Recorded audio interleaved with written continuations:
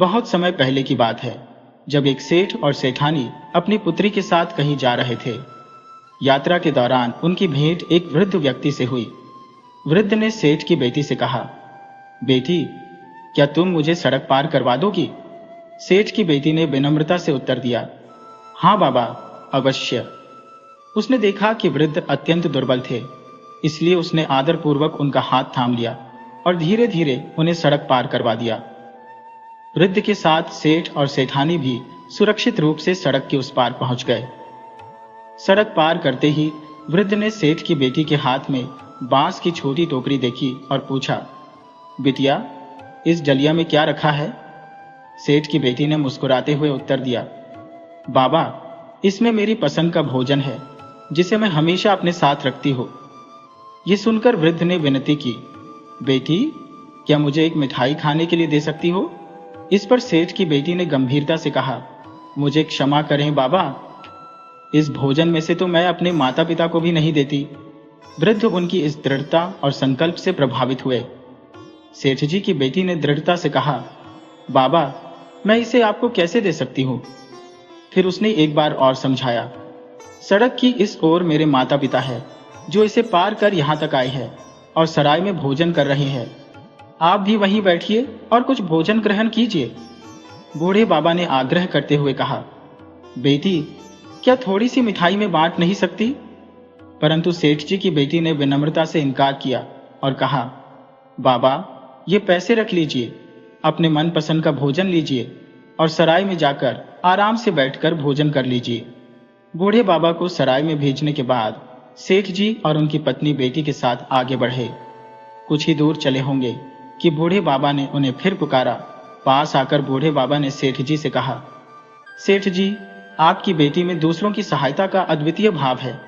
एक दिन वह अवश्य महारानी बनेगी, लेकिन ध्यान दीजिए, वह अपने भोजन को किसी के साथ बांटना नहीं चाहती।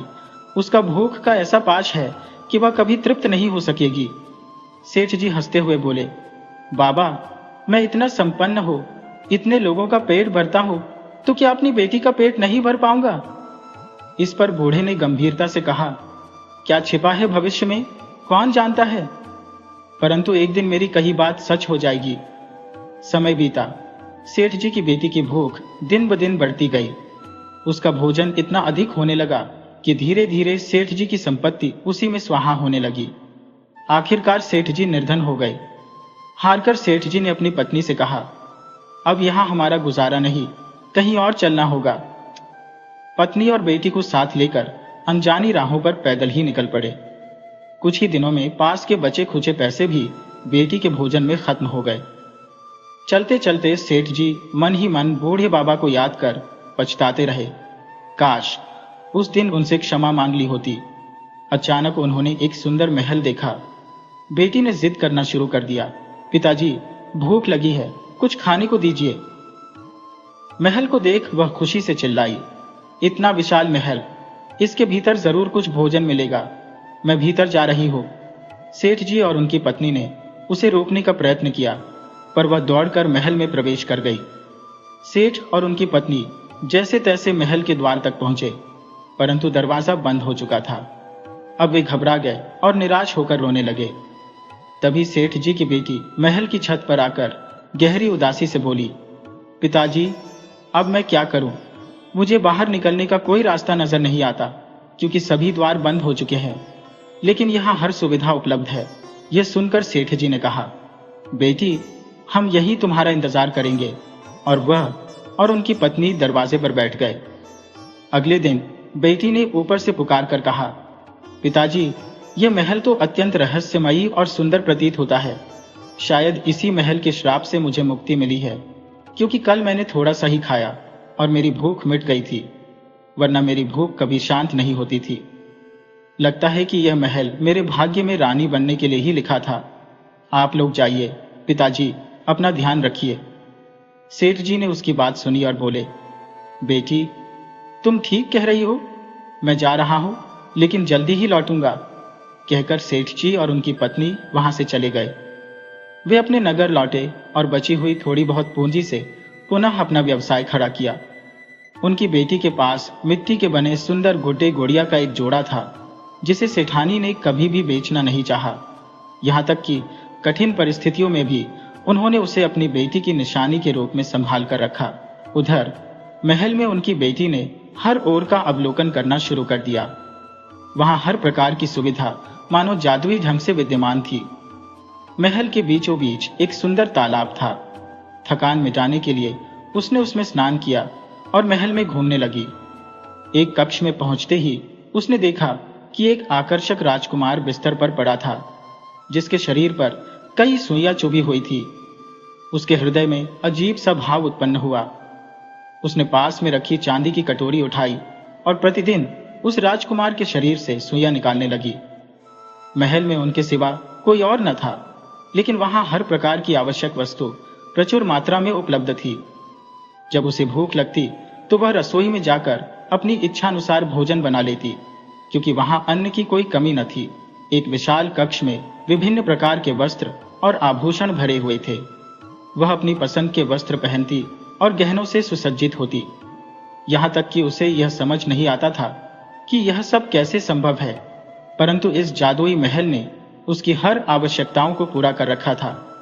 कलावती अपनी इच्छा के अनुसार महल के हर वस्त्र और आभूषणों का उपयोग करती, फिर मनोयोग से राजकुमार के शरीर से हर सुई को निकालने के कार्य में जुट जाती। 3 महीने बीतते बीतते उसे राजकुमार के प्रति गहन स्नेह उत्पन्न हो गया।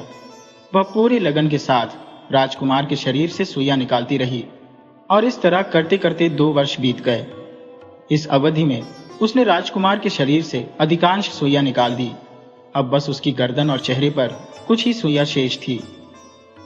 इस बीच कलावती के पिता फिर से अपने पुराने व्यवसाय में जुट गए और दिन रात कड़ी मेहनत से उनका व्यापार पहले से कहीं अधिक फलने फूलने लगा। सेठ जी अब फिर से संपन्न हो गए थे। उन्होंने अपनी बेटी कलावती को खोजने का अथक प्रयास किया, किंतु जिस रहस्यमयी महल में उन्होंने उसे छोड़ा था, वह स्थान अब कहीं दिखाई नहीं देता था। महल में कैद रहकर कलावती मनुष्यों के साथ संपर्क के लिए तरसने लगी। एक दिन महल के बाहर से गुजरते हुए कुछ लोगों को उसने अपने झरोखे से पुकारा और उनसे पूछा, इस दासी की क्या कीमत है? जवाब में विक्रेता ने कहा, महारानी, आपकी इच्छा के अनुसार दे दीजिए। कलावती भीतर जाकर ढेरों आभूषण नीचे फेंक देती है और पूछती है, परंतु यह ऊपर कैसे आएगी? उस लड़की ने सुझाव दिया, आप झरोखे के कुंदे से एक रस्सी बांध दें, मैं उस पर चढ़कर ऊपर आ जाऊंगी। कलावती ने वैसा ही किया और कुछ ही समय में वह लड़की, जिसका नाम शकुंतला था, झरोखे के माध्यम से महल में प्रवेश कर गई। शकुंतला के आने से कलावती को साथ मिल गया और उसका मन भी कुछ बहलने लगा, किंतु अपने हृदय में राजकुमार के प्रति गहरी आसक्ति के कारण उसने शकुंतला को राजकुमार के कक्ष के निकट भी नहीं जाने दिया। वह नहीं चाहती थी कि उसके अलावा कोई और उसकी प्रियतम छवि को देखे। महल में कार्यों की अधिकता नहीं थी, क्योंकि हर सुबह जब कलावती उठती तो महल पूरी तरह स्वच्छ और व्यवस्थित मिलता। शकुंतला भी इस रहस्यमयी स्थान में प्रसन्न थी और कलावती को अपनी मालकिन मानकर उसकी हर आज्ञा का पालन करती। दोनों साथ मिलकर भोजन करती और बाकी कार्यों को निपटाती, किंतु कलावती शीघ्र ही सारे कार्य समाप्त कर अपने कक्ष में स्वयं को एकांत में बंद कर लेती और बहुत ही कम बातों में शकुंतला के साथ संवाद करती थी। शकुंतला के मन में धीरे धीरे संदेह उत्पन्न होने लगा कि ऐसा क्या है जो मालकिन उससे छुपा रही है। इसी असमंजस में 3 महीने और बीत गए। शकुंतला के महल में आने के कुछ समय बाद कलावती ने राजकुमार के चेहरे से भी सारी सुइयां निकाल दी। अब केवल उसकी पलकों पर ही कुछ सुइयां शेष थी। एक सुबह जब कलावती की आंखें खुली तो उसने सोचा कि वह नहा धोकर और सज संवर कर राजकुमार की पलकों पर से अंतिम सुइयां भी निकाल देगी, ताकि जिस प्रकार वह राजकुमार की सुंदरता पर मोहित हुई है, उसी प्रकार राजकुमार भी उसकी सुंदरता पर मोहित हो जाए। कलावती महल के आंगन में स्थित तालाब की ओर स्नान के लिए चली गई। शकुंतला ने उसे चंदन का उबटन लेकर जाते हुए देखा तो उसके चेहरे पर एक मुस्कान आई। उसने मजाक में कहा, आज दीदी किसी खास के लिए सज संवर रही है क्या? लगता है किसी से प्रेम हो गया है। शकुंतला की बात सुनकर कलावती के गाल शर्म से लाल हो गए और उसने मुस्कुराते हुए कहा, ऐसी कोई बात नहीं है, बस यूं ही चंदन के उपटन से स्नान का मन हो गया। कलावती ने राजकुमार के कमरे में किसी को प्रवेश की अनुमति नहीं दी थी, सिवाय उसके। शकुंतला को पूरे महल में स्वतंत्रता थी, परंतु उस कमरे में जाने पर पाबंदी थी, जिससे उसकी जिज्ञासा और भी बढ़ गई थी। आखिर उस कमरे में ऐसा क्या था? कलावती नहाकर गहनों और वस्त्रों से सजी धजी आईने के सामने तैयार हो रही थी। यह देख शकुंतला को मौका मिल गया। वह चुपके से उस कमरे की ओर बढ़ी और दरवाजा खोलकर अंदर प्रवेश कर गई। वहां उसने राजकुमार को बेहोश अवस्था में बिस्तर पर देखा। इस दृश्य ने उसे मंत्रमुग्ध कर दिया। कमरे के एक कोने में रखी चांदी की कटोरियों में भरी सुइयों को देख वह समझ गई कि कलावती इस कमरे में क्या करती थी। झटपट उसने राजकुमार की पलकों पर से सुइयां निकाल दी। जैसे ही आखिरी सुई हटाई, राजकुमार ने अपनी आंखें खोली। उसने पहली नजर में ही शकुंतला को देखा और उसके हाथों को थाम लिया। फिर भाव विह्वल होकर बोला, मेरी प्राणदाता, वर्षों से मैं तुम्हारे ही इंतजार में था। तुमने मुझे इस श्राप से मुक्ति दिलाई। मैं उस युवती से विवाह करूंगा जिसने मुझे इस कैद से मुक्त किया है। क्या तुम मुझसे विवाह के लिए तैयार हो? जैसे ही राजकुमार ने शकुंतला का हाथ थामा, उसी पल कलावती भी दरवाजे पर आ खड़ी हुई। उसकी आंखों में अव्यक्त भाव उमड़ रहे थे। राजकुमार के सम्मुख शकुंतला का यह भव्य रूप देखकर वह चकित रह गए। उन्होंने पूछा, यह लड़की कौन है? तब शकुंतला ने अपने मन में उपजी लालसा के वशीभूत होकर उत्तर दिया, यह मेरी दासी है। मुझे अकेले यहां मन नहीं लग रहा था, अतः इसे अपने साथ रख लिया। राजकुमार ने कुछ क्षण उसे देखा और कहा, परंतु यह तो बिल्कुल महारानी जैसी सजी हुई है, जबकि तुमने स्वयं को दासी जैसा सादा रखा है। इस पर शकुंतला मुस्कुराई और बोली, आपको देखकर मेरे हृदय में तुरंत प्रेम का संचार हुआ। आपके शरीर से सुइयां निकालने के कार्य में ही इतना व्यस्त रही कि स्वयं को संवारने का समय ही न मिला। ये लड़की सुंदर अवश्य है, परंतु उसका सौंदर्य केवल अच्छे भोजन और वस्त्रों के कारण निखर गया है। तभी राजकुमार गंभीर स्वर में बोले, ऋषि महाराज के श्राप के कारण मेरा राज्य विलुप्त हो चुका था। उन्होंने कहा था कि जो युवती मुझे इस श्राप से मुक्ति देगी उससे मैं विवाह करूंगा।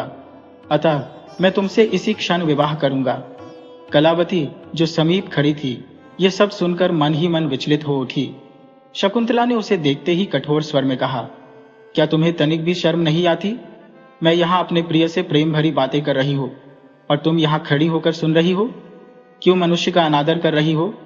भागो यहाँ से। राजकुमार ने समझाने की कोशिश की, ऐसे क्यों कह रही हो? जब कोई भी यहाँ नहीं था तो यही तो तुम्हारी सहारा थी।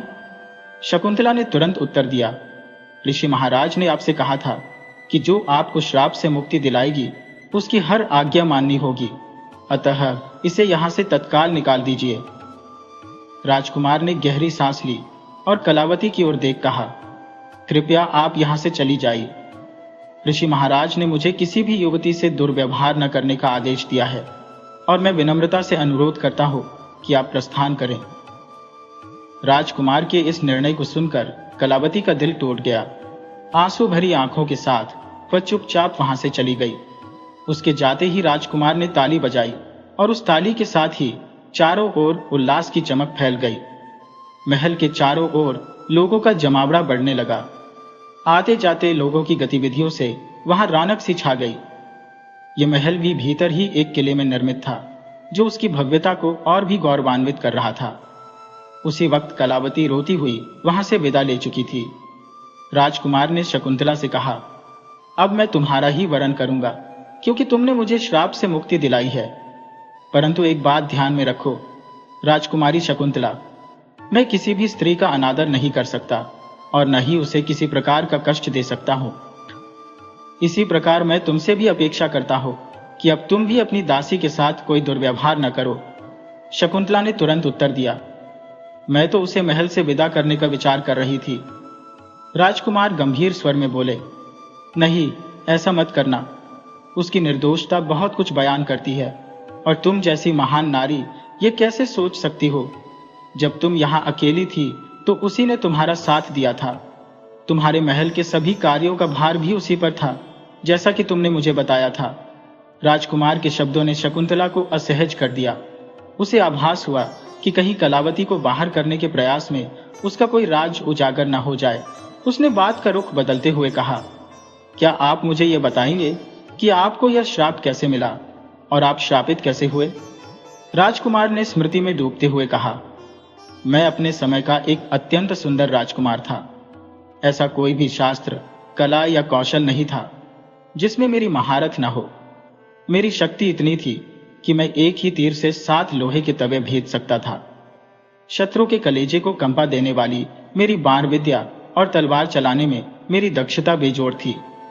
जल में नाविकता, धरती पर मलयुद्ध और तलवारबाजी में कोई भी मेरे समकक्ष नहीं था। उन्होंने गहरी सांस ली और बोले, मेरी इन विशेषताओं ने मुझे गर्व से भर दिया था और मेरा हृदय अहंकार से भरने लगा। मुझे अपनी प्रतिभा के आगे कोई योग्य नहीं प्रतीत होता था। अभी मैं युवराज ही था और मेरे पिता की मृत्यु के बाद राज्याभिषेक का समय निकट आ गया था। राज्य के मंत्रियों और सभासदों ने विवाह का परामर्श दिया, परंतु मैंने अपनी शर्त रख दी कि विवाह उसी कन्या से होगा जो मेरी भांति सर्वगुण संपन्न होगी। मेरी इच्छा के अनुसार राजमाता ने एक भव्य आयोजन किया जहां सभी गुणी राजकुमारियों को निमंत्रण दिया गया, परंतु मैं अपने रूप और गुण के अभिमान में इतना विभोर था कि उनमें से किसी को भी अपना समकक्ष नहीं समझा। सभा कक्ष में मैंने सभी राजकुमारियों को एकत्र किया। मुझे ऐसा कोई भी नहीं दिखा जो मेरे समान हो, और इस कारण से कोई भी राजकुमारी मेरे लिए मनोहारी प्रतीत नहीं होती थी। अपने स्वर में व्यंग्य का पुट डालते हुए मैंने कहना आरंभ किया, आपके सौंदर्य और गुणों के चर्चे बहुत सुने हैं, परंतु आप में से कोई भी मेरे रूप के समक्ष खड़ा होने योग्य नहीं है। गुणों की तो बात ही छोड़िए, आप में से कोई भी मेरी बराबरी नहीं कर सकती। न युद्ध कौशल में, न ही सौंदर्य में, किसी भी गुण में मेरी प्रतिस्पर्धा करने में असमर्थ है आप सभी। नृत्य कला, जिस पर युवतियां इतना गर्व करती है, उसमें भी मुझे कोई प्रतिद्वंदी नहीं दिखता। आप में से कुछ के पास सौंदर्य है तो कुछ में बुद्धिमत्ता की झलक है, परंतु दुर्भाग्यवश इनमें से कोई एक भी ऐसी नहीं है जिसमें सभी गुण हो। अगर आप में से किसी के पास एक गुण अधिक होता तो शायद मैं किसी को अपना जीवन साथी बना लेता, चाहे वह राजकुमारी सुंदर हो या साधारण। परंतु सच्चाई यह है कि आप में से कोई भी किसी भी क्षेत्र में मुझसे श्रेष्ठ नहीं है। श्रेष्ठता तो दूर की बात है, आप में से कोई भी मेरे बराबर खड़ा होने योग्य नहीं है। मेरे इस कथन पर सभी राजकुमारियां सिर झुकाकर खड़ी रही। उनके नेत्रों में आंसू की हल्की झलक थी, जिसे देखकर मुझे एक अजीब तरह की संतुष्टि का अनुभव हो रहा था। फिर मैंने कहा, क्योंकि आप में से कोई भी मेरे योग्य नहीं है, अतः मैं किसी के साथ विवाह नहीं कर सकता। लेकिन आप सभी मेरे अतिथि हैं, इसलिए मैंने आपके लिए विशेष उपहारों की व्यवस्था की है, क्योंकि हमारे राज्य की परंपरा है कि जो भी हमारे यहाँ आता है उसे बहुमूल्य उपहार देकर विदा किया जाता है। कृपया मेरे पास आकर उपहार ग्रहण करें और अपने राज्य लौट जाएं, क्योंकि मैं आप सभी को सम्मान पूर्वक विदा करना चाहता हूं। मेरे तीखे शब्दों को सुनकर राजकुमारियां एक एक करके वहां से जाने लगी। पहली राजकुमारी जब मेरे पास से गुजरी, मैंने उसे कठोर दृष्टि से देखा, जिससे वह भयभीत हो गई और जल्दी से मुझसे उपहार लेकर चली गई। इस प्रकार सभी राजकुमारियां आंखों में आंसू लिए मुझसे उपहार ग्रहण कर अपने अपने राज्य को लौट गईं। जब राजमाता को इस घटनाक्रम का पता चला तो वह अत्यधिक क्रोधित हुई। उन्होंने घोषणा की कि मैं अब केवल एक बालिका राजकुमारी से ही विवाह करूंगा, लेकिन उनके सभा कक्ष में पहुंचने तक एक अंतिम राजकुमारी मुझसे उपहार लेकर प्रस्थान करने ही वाली थी। राजमाता ने उसे रोकने का प्रयास किया। इस पर उसने कहा, मैं विदुषी हूं परंतु सुंदर नहीं। यदि सौंदर्य मेरे पास होता तो संभवतः मैं राजकुमार से विवाह कर लेती, परंतु राजमाता, मेरे विधवाता और राजकुमार द्वारा किए गए मेरे अपमान को मैं कभी नहीं भूल पाऊंगी। यहां मुझे गहरा दुख मिला है। मेरा अंतर्मन सदैव राजकुमार से प्रतिशोध की भावना से भरा रहेगा। राजकुमार अपने रूप के अभिमान में चूर है और यही अभिमान उनके पतन का कारण बनेगा। मुझे स्वयं नहीं पता कि मैं इस प्रतियोगिता में भाग लेने क्यों आई। मुझे आना ही नहीं चाहिए था। उसकी आंखों में आंसू छलक रहे थे। उसने रुद्ध स्वर में कहा, राजमाता, मैं इतनी अपमानित और लज्जित महसूस कर रही हूं कि यहाँ आने के बाद मुझे अपने जीवन का भी कोई मूल्य नहीं दिखता। मैं इस अपमान के साथ नहीं जी सकती। वह रोते हुए वहां से जाने लगी। राजमाता ने उसे रोकने का प्रयास किया, लेकिन उसने राजमाता का हाथ छुड़ाकर कहा, यदि राजकुमार मुझसे विवाह करेंगे तो उनका जीवन सुखमय नहीं रहेगा। इसका प्रभाव आपके राज्य पर भी पड़ेगा। राज्य की प्रजा भी दुखी रहेगी। बेहतर है कि आप मुझे जाने दें। वह राजकुमारी अत्यंत सुंदर थी और शायद वही एकमात्र राजकुमारी थी जिसने मुझे कुछ हद तक आकर्षित किया था, परंतु अपने घमंड में मैंने उसका भी अपमान कर दिया था। कुछ समय बाद हमें यह खबर मिली कि वह राजकुमारी अपने राज्य पहुंचते ही अपने कक्ष में बंद हो गई थी और अपमान सहन न कर पाने के कारण उसने अन्न जल का त्याग कर दिया। अंततः उसकी मृत्यु का समाचार हमारे पास पहुंचा। जब यह समाचार राजमाता को मिला तो वे गहरे शोक में डूब गई। उन्होंने मुझसे कहा, मानती हूं कि वह राजकुमारी उतनी सुंदर नहीं थी, परंतु तुम्हारी कसौटी पर केवल वही खरी उतरी थी। उसका त्याग करके तुमने एक बड़ा पाप किया है। अब चलो उसके राज्य में जाकर शोक व्यक्त करें। परंतु मैं अपने अहंकार में डूबा उस समय उनके साथ नहीं गया। मैंने कहा, यह विदुषी थी, उसे खुद को अधिक सजग और संजीदा बनाना चाहिए था, परंतु उसने एक मूर्ख की तरह हिम्मत हार दी। ऐसी विदुषी के लिए मैं शोक व्यक्त करने नहीं जाऊंगा। यह मेरे लिए असंभव है। आप चाहें तो जाइए, लेकिन मैं नहीं चलूंगा। राजमाता ने मुझसे कहा, यह मेरी आज्ञा है, तुम मेरे साथ चलो। मैंने जवाब दिया, माना कि मैं आपके साथ चल सकता हूं, परंतु जब तक मैं राजा नहीं बन सकता, जब तक मेरी शादी नहीं होती, तब तक राजगद्दी पर आप ही बैठेंगी। मुझे इससे कोई फर्क नहीं पड़ता। जब तक मुझे अपनी योग्य पत्नी नहीं मिल जाती, मैं विवाह नहीं करूंगा और न ही आपकी इस मूर्खता को मानकर शोक व्यक्त करने जाऊंगा। यह कहकर मैं वहां से चल पड़ा। यह पहला अवसर था जब मैंने राजमाता की बातों की अवज्ञा की। राजमाता दुखी तो थी ही, अब वे शोक में भी डूब गई थी। जब उन्होंने उस राजकुमारी की मौत के बारे में सुना और मेरे कठोर शब्दों को सुना, तो वह सहन नहीं कर पाई और उन्हें दिल का दौरा पड़ा। वे तुरंत परलोक से धार गई। राजमाता के निधन का दुख मुझे था, परंतु उनकी मृत्यु के बाद मेरी उद्दंडता और बढ़ गई। मैं एक प्रजापालक राजा था और मेरी प्रजा मुझसे गहरी श्रद्धा रखती थी। लोग दिन रात ईश्वर से प्रार्थना करते कि मुझे शीघ्र अपनी इच्छित राजकुमारी मिल जाए, ताकि मैं विवाह कर सकूं और राजगद्दी का उत्तराधिकारी तैयार हो सके। गुरुजी ने मुझसे कहा था कि अगर राजमाता के निधन के 6 महीने बाद भी राजगद्दी पर कोई राजा नहीं बैठता है, तो वे किसी योग्य पुरुष को राजगद्दी पर बैठा देंगे। मैंने गुरुजी की बातों को अपने घमंड में हंसी में उड़ाया, परंतु सच्चाई यह थी कि मैं भी अंदर से जानता था कि उनकी बातों को नकारने का साहस किसी के पास नहीं था। अगर मैंने उनका विरोध किया तो राज्य में विद्रोह हो सकता था और ऐसा होने पर मैं अपनी प्रजा का विश्वास खो सकता था, जो मेरे लिए असहनीय था। अब मुझे उस राजकुमारी से विवाह न करने का अफसोस होने लगा था, लेकिन अब क्या किया जा सकता था। उसकी मृत्यु हो चुकी थी। मैंने सोचा कि जब समय आएगा तो किसी भी सुंदरी राजकुमारी को उठा लाऊंगा और उससे विवाह कर लूंगा। इसके बाद मैंने अपने आप को पूरी तरह से आनंद और मस्ती में खो दिया। मैं प्रजा का रक्षक था, लेकिन मेरे सुखों के रास्ते में कोई बाधा नहीं आ सकती थी। मेरी सबसे बड़ी कमजोरी यही थी कि मैं किसी भी हालत में आदेश नहीं मानता था और मुझे खुशामद भी काफी पसंद थी। एक दिन मैं वन में शिकार के लिए गया। रास्ते में मैंने हाथियों का एक बड़ा झुंड देखा। मैंने आकाश की ओर नजर डाली और रंग देखकर समझ गया कि कुछ दूर आगे कोई नदी बह रही है। उस समय मुझे शिकार की ललक जागी। मैं चाह सकता था कि उस झुंड में से किसी भी हाथी को शिकार बनाऊं, लेकिन मैं अपनी शक्ति का परीक्षण करना चाहता था।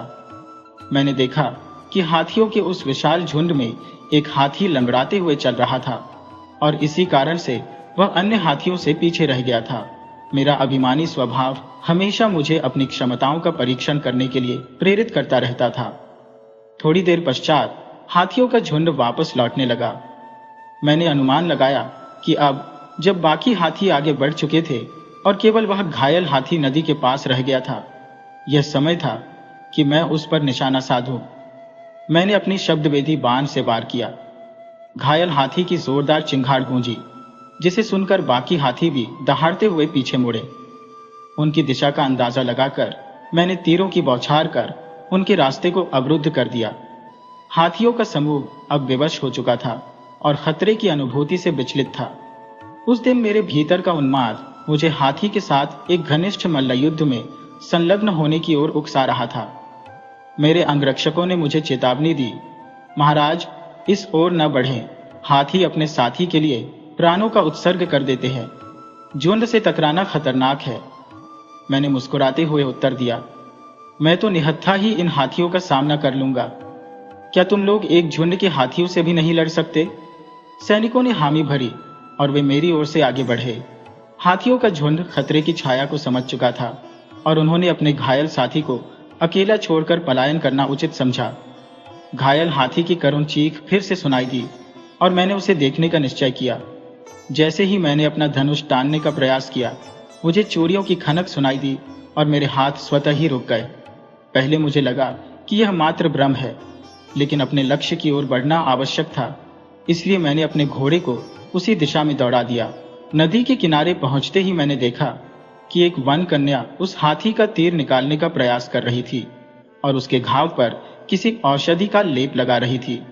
मैंने दृष्टि घुमाई तो पास के पत्थर पर पीसी हुई कुछ जड़ी बूटियां देखी, जिन्हें वह घायल हाथी पर मल रही थी। मुझे देखते ही उस वन कन्या ने भांप लिया कि यह तीर मैंने ही चलाया था। मेरी राजसी पोशाक देखकर वह समझ गई कि मैं कोई राजकुमार हूं। उसने क्रोध भरी आवाज में कहा, तुम्हें शर्म नहीं आती? राजकुमार होकर भी निरीह प्राणियों का जीवन हर लेते हो। राजपुरुषों का धर्म होता है कि वे प्राणियों की रक्षा करें, और तुम हो कि उनकी हत्या कर रहे हो। कितने कायर हो तुम। उसके अप्रतिम सौंदर्य ने मुझे जैसे एक क्षण के लिए सम्मोहित कर लिया। उसकी तेजस्विता और निर्भीकता को देख मैं विस्मित था, लेकिन उसकी बातें सुनकर मेरा गर्व जाग उठा और मेरा क्रोध उबल पड़ा। मैंने कहा, देखो, मैं राजकुमार ब्रह्म आदित्य हूं और यह शिकार मेरा है। मुझे सौंप दो, नहीं तो परिणाम तुम्हारे लिए अनुकूल नहीं होंगे। उसने जवाब दिया, कौन सा परिणाम? क्या तुम मेरी भी हत्या करोगे? मैंने कहा, मैं निशाना साधता हूं, परंतु कभी स्त्रियों पर हथियार नहीं उठाता, विशेष रूप से अगर वो युवती हो। मेरी बात सुनकर वह बोली, युवराज, मैंने सुना है कि तुम घमंड से भरे हो। शायद मैंने सही सुना है। वह बोली, अपने निशाने पर बड़ा अभिमान है ना तुम्हें? तो ठीक है, मैं तुम्हें 5 बार प्रयास करने की अनुमति देती हूँ। यदि तुमने मेरे हाथों की चूड़ियों को भेद कर गिरा दिया तो यह शिकार तुम्हारा होगा। इतना कहकर उसने अपने दोनों हाथ सीधा कर दिया। मैंने तीर छोड़ा, परंतु अचंभे में पड़ गया। उसने तीर को अपनी मुट्ठी में थाम लिया। वास्तव में उसने घायल हाथी की देखभाल की थी, उसके घावों पर मरहम लगाकर उसे स्वस्थ किया था। लेकिन जब मैंने इस सोनसी कन्या को देखा तो मेरे दिल को जैसे कोई अदृश्य आघात पहुंचा और वह उसे पाने के लिए व्याकुल हो उठा। मैं अगले तीर का निशाना तक साधना भूल चुका था। अचानक वह मेरे सामने आ खड़ी हुई और तीखे स्वर में बोली, क्या हुआ राजकुमार विक्रमादित्य? कहाँ गया तुम्हारा अभिमान? कोई भी गर्व के साथ विजय प्राप्त नहीं कर सकता। यह लो अपना तीर, इसे तुम परख लो, अन्यथा तुम्हें और तीरों की आवश्यकता पड़ेगी। उसकी दृढ़ता और साहस ने मुझे निस्पंद कर दिया। उसने कहा, मेरे साथी को छूने की कोशिश भी मत करना, अन्यथा मुझसे बुरा कोई नहीं होगा। मैं तुम्हें ऐसे हाल में पहुंचा दूंगी जिसकी कल्पना तुमने कभी सपने में भी नहीं की होगी। उसके तीखे शब्दों ने मानो मेरे भीतर आग सुलगा दी। मैंने झपट कर उसे पकड़ने का प्रयास किया, पर वह मछली की तरह मेरे हाथों से फिसल गई। वह हंसते हुए बोली, हिम्मत है तो मुझे पकड़ कर दिखाओ। ये कहकर वह नदी में कूद गई और दूसरी ओर तैरने लगी। मैंने भी बिना देर किए अपने घोड़े को वहीं छोड़ दिया और उसके पीछे नदी में उतर गया। वह मुझसे धीमी नहीं थी, बल्कि उसकी गति मानो बिजली की तरह थी। जैसे ही मैं उसे पकड़ने के करीब पहुंचा, वह बार बार फिसल जाती। तैरते हुए हम दोनों नदी के दूसरे किनारे पर पहुंच गए थे। उसने फिर से मुझे चुनौती दी, पकड़ सकते हो तो पकड़ लो। अब की बार मैंने दौड़ते हुए एक लकड़ी का टुकड़ा उठाया और उसके पैरों का निशाना साधा। उसने मेरी योजना भांप ली और तेजी से अपनी दिशा बदल ली, जिससे वह लकड़ी का टुकड़ा उसके बगल से गुजर गया। मैं उसकी चपलता को भली भांति समझ चुका था और जानता था कि वह किस ओर झुकेगी। मैंने लकड़ी का टुकड़ा उसी दिशा में फेंका था जहां वह मोड़ने वाली थी। अगले ही पल वह मेरे बलशाली बाहों के घेरे में थी, परंतु जैसे मैंने उसे समझा था वैसे ही उसने भी मेरी रणनीति भांप ली थी। जैसे ही वह मेरी गिरफ्त में आई, उसने मुझे झटका दिया और फिर एक पल में जंगल में ओझल हो गई। मैं मुस्कुराकर उसकी दिशा में देखता रह गया और वही मैंने निर्णय लिया कि यही युवती मेरे दिल की धड़कन है। जब मैं अपने राजमहल वापस लौटा तो देखा कि राजपुरोहित ने सभा का आयोजन कर रखा था। मैंने चकित होकर पूछा, मेरे बिना यह सभा कैसे आयोजित की गई? राजपुरोहित जी ने आगे बढ़कर कहा, राजमाता के निधन को 4 माह बीत चुके हैं। यदि अगले 2 माह में आपने विवाह नहीं किया तो राज्य सिंहासन रिक्त नहीं रह सकता। किसी उपयुक्त व्यक्ति का चयन अनिवार्य होगा और इसी कारण यह सभा बुलाई गई है। मैंने आश्वस्त करते हुए कहा, अब चिंता करने की कोई आवश्यकता नहीं है। मैंने योग्यतम कन्या को खोज लिया है, शीघ्र ही मैं उससे विवाह कर लूंगा। अतः राज्य को सिंहासन के विषय में चिंतित होने की आवश्यकता नहीं है। मेरी यह बात पूरे राज्य में जंगल की आग की तरह फैल गई। जनता खुशी से झूम उठी। मैंने अपने गुप्तचरों को उस विलक्षण युवती का पता लगाने की जिम्मेदारी सौंप दी। सप्ताह भी नहीं बीता था कि मुझे उसकी खबर मिल गई। आत्मविश्वास से भरकर मैं उसे पाने के लिए चल पड़ा। अपने विशाल लाभ लश्कर के साथ मैं जंगल में पहुंचा, जहां वह हाथी भी दिखाई दिया जो पहले घायल था, परंतु अब उसमें न कोई थकान के चिन्ह थे, न मेरे दिए गए घाव का कोई असर। उसके घाव पूरी तरह भर चुके थे। मैं उस युवती के उपचार कौशल का कायल हो चुका था और मेरा हृदय उसकी प्रशंसा में डूब गया था। पहली बार किसी स्त्री के प्रति ऐसा आकर्षण जागा था। नहीं तो महिलाओं को मैं हमेशा एक खिलौने से अधिक नहीं समझता था। महल में मेरे लिए सभी ऐश्वर्य उपलब्ध थे और मैं उन सभी का आनंद उठाता था, परंतु मैं अपनी प्रजा से भी भरपूर प्रेम करता था। इसी कारण मेरी जनता मुझे असीम सम्मान देती थी। वह युवती जंगल के भीतर अपने पिता के आश्रम में रहती थी। विवाह योग्य आयु होने के बावजूद उसका विवाह अब तक नहीं हुआ था। उसके पिता उस घने जंगल में एक गुरुकुल का संचालन करते थे। उनकी ख्याति दूर दूर तक फैली नहीं थी, बल्कि मैंने तो उनके नाम तक नहीं सुना था। परंतु जब मैं उनसे मिला तो उनकी विद्वत्ता के सामने नतमस्तक हो गया। मैंने उन्हें अपना परिचय दिया और उनकी पुत्री का हाथ मांगा। मेरे प्रस्ताव से वे प्रसन्न हो गए और बोले, युवराज, आपने मेरी एक बड़ी समस्या का समाधान कर दिया। मेरी पुत्री विवाह योग्य है, पर वह अति गुणी है। मैंने आसपास के सभी गुरुकुलों में जाकर योग्य वर की तलाश की, परंतु मुझे कोई भी उसके योग्य नहीं लगा। आपके प्रस्ताव से मुझे अत्यंत आनंद हुआ है। आपकी कृपा से मैं अपनी पुत्री का कन्यादान कर सकूंगा और अपने जीवन का यह ऋण चुकता कर सकूंगा। अब मैं अपने पूर्वजों से आंख मिलाकर मिल सकूंगा। उसी समय वह ऋषि कन्या आश्रम में आई और उसके पिता ने उसे मेरे प्रस्ताव के विषय में बताया। उसने सुनते ही कहा, यह असंभव है पिताजी, मैं इनसे विवाह नहीं कर सकती क्योंकि ये मेरे योग्य नहीं है। ऋषि ने आश्चर्य से पूछा, ये तुम कैसी बातें कर रही हो बेटी? युवराज कैसे तुम्हारे योग्य नहीं है? तब कन्या ने उत्तर दिया, पिताजी, आपको याद होगा कि इन्होंने अपने विवाह हेतु एक प्रतियोगिता का आयोजन किया था, जिसमें इन्होंने घोषणा की थी कि वह केवल उसी राजकुमारी से विवाह करेंगे जो समस्त गुणों में उनकी बराबरी कर सके। मेरी मित्र सुकन्या भी उस प्रतियोगिता में गई थी। वहां पर भी कहा गया कि कोई भी राजकुमारी इनकी बराबरी नहीं कर सकती, परंतु सच्चाई यह है कि सुकन्या वास्तव में गुणों में इनसे कम नहीं थी। बस इनका अहंकार इस सच्चाई को स्वीकार नहीं कर सका। यदि इनके हृदय में स्वीकार्यता होती तो बात अलग होती। उन्होंने आगे कहा, सुकन्या गुणों में इतनी निकट थी, परंतु रूप के मामले में राजकुमार के समकक्ष ठहरने में असमर्थ थी। इसीलिए सुकन्या से विवाह की संभावना तो दूर, ये सोचने योग्य भी नहीं था। माना कि सुकन्या अप्रतिम सुंदरता की धनी नहीं थी, किंतु उसमें एक आकर्षण अवश्य था। परंतु राजकुमार के कठोर वचन उसके जीवन का अंत साबित हुए। जी, किसी भी युवती के प्रति ऐसी निंदा उसे भीतर तक तोड़ देती है, और यही सुकन्या के साथ हुआ। मैं अपनी सखी के हत्यारे के साथ विवाह कैसे कर सकती हूँ? ऐसा किसी भी शर्त पर असंभव है। मैंने कहा था कि तुम मुझसे विवाह करने का अधिकार खो चुके हो, क्योंकि तुम्हारी इच्छा के विरुद्ध मेरे पास आने का यह परिणाम मुझे अस्वीकार्य है। राजकुमार ने प्रत्युत्तर में कहा, एक स्त्री केवल अपने पति, प्रेमी या मंगेतर के प्रति ही इस प्रकार का अधिकार जताती है। यदि वह विवाह न करे तो वह आजीवन कुमारी रह सकती है। क्या तुम इसे समझती हो?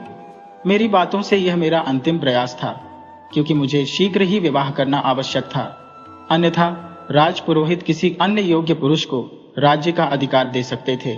मैं जानता था कि राज्य के प्रति राजपुरोहित का निष्ठा संकल्प अडिग था और उस पर संदेह करना अनुचित था। इसी कारण मैं उनसे भयभीत रहता था। राजगद्दी के लिए षड्यंत्र शुरू हो चुके थे। वहीं दूसरी ओर ऋषि कन्या ने स्पष्ट कहा, नहीं, मैं स्वेच्छा से तुम्हारी बाहों में नहीं आई थी, क्योंकि एक सर्वगुण संपन्न व्यक्ति को हर किसी की कामना होती है। जब मेरी सखी बीमार हुई तो मैं उससे मिलने गई थी। वह तुम्हारी निंदा सुनकर व्यथित थी और उसकी जीवन इच्छा समाप्त हो चुकी थी। तुम्हारे दोषों की जानकारी से मेरे भीतर भी खींच उत्पन्न हुई और मैंने तुम्हें पा लिया, किंतु मैं अपनी सखी के हत्यारे से विवाह नहीं कर सकती। उसके पिता ने कहा, पुत्री, विवाह तो तुम्हें करना ही होगा। यत् तुमने अपनी इच्छा से राजकुमार को वर चुना है और उसकी बाहों में प्रवेश किया है। उस ऋषि कन्या ने मेरे साथ विवाह का प्रस्ताव पूर्णतः अस्वीकार कर दिया था। मैंने जब ऋषि कन्या का हाथ मांगा, यह समाचार समस्त आश्रमों में फैल गया। शीघ्र ही आसपास के सभी ऋषि मुनि सुगंधा के पिता के आश्रम में एकत्रित हो गए। सुगंधा के पिता ने सभा के समक्ष कहा, बेटी, तुमने अपने नाम को सार्थक किया है। तुम्हारे गुणों की महक चंदन की तरह चारों ओर फैल रही है। मैं चाहता हूं कि तुम इस पुण्य को और आगे ले जाओ और राजकुमार से विवाह कर लो। तब सुगंधा ने कहा, पिताजी, यदि आप मेरे लिए राजकुमार से विवाह की यह कठोर सजा निश्चित कर रहे हैं तो मुझे इसे स्वीकारना होगा, परंतु मैं उन्हें अपने जीवन साथी के रूप में कभी भी नहीं अपना सकती, क्योंकि वे मेरी सखी के हत्यारे हैं। यह सुनते ही पिता ने कहा, बेटी, आश्रम की परंपरा के अनुसार तुम्हारा विवाह संपन्न हो चुका है। राजकुमार ने यह सिद्ध किया कि तुम उनकी बाहों में आई थी, जो गंधर्व विवाह का प्रतीक है। इस तरह से तुम्हारा विवाह राजकुमार से मान्य हो चुका है। सुगंधा ने पुनः कहा, पिताजी, भले ही आपकी दृष्टि में मेरा विवाह राजकुमार से हो चुका हो, परंतु क्या राजकुमार के अनुसार भी यह विवाह स्वीकार्य है? उनसे पूछिए कि उनके राज्य में ऐसा विवाह मान्य होता है क्या? सुगंधा ने आगे जोड़ा, हमारा विवाह इस वन प्रदेश में हुआ है, जो किसी भी राज्य के अंतर्गत नहीं आता। यदि यह विवाह उनके राज्य में मान्य होता तो फिर उन्हें भी इसे स्वीकार करना पड़ता। सुगंधा ने राजकुमार से प्रश्न किया, क्या आपके राज्य में गंधर्व विवाह मान्य है? राजकुमार ने तुरंत उत्तर दिया, नहीं, मेरे राज्य में यह विवाह मान्यता नहीं रखता। सुगंधा ने अपने पिता की ओर देखते हुए कहा, देखा पिताजी, इनके यहां तो यह विवाह मान्य ही नहीं है, तो फिर मैं इन्हें अपना पति कैसे मान लूं? राजकुमार ने कहा, मैं तुमसे यहीं और इसी समय विवाह करने के लिए तत्पर हूं। फिर भी सुगंधा ने विवाह के लिए सहमति नहीं जताई। तब उसके पिता ने स्पष्ट शब्दों में कहा, बेटी, अब तुम्हें दो ही विकल्प है, या तो राजकुमार से विवाह कर लो या फिर इस आश्रम को त्याग कर चली जाओ, क्योंकि तुम्हारी उद्दंडता का यही उचित परिणाम है।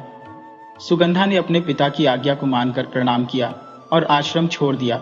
इस घटना की खबर राज्य में जंगल की आग की तरह फैल गई कि मैंने एक ऋषिकन्या से विवाह कर लिया। इस अफवाह को फैलाने में उन राजपुरुषों का हाथ था जो मेरी राजगद्दी को हड़पना चाहते थे।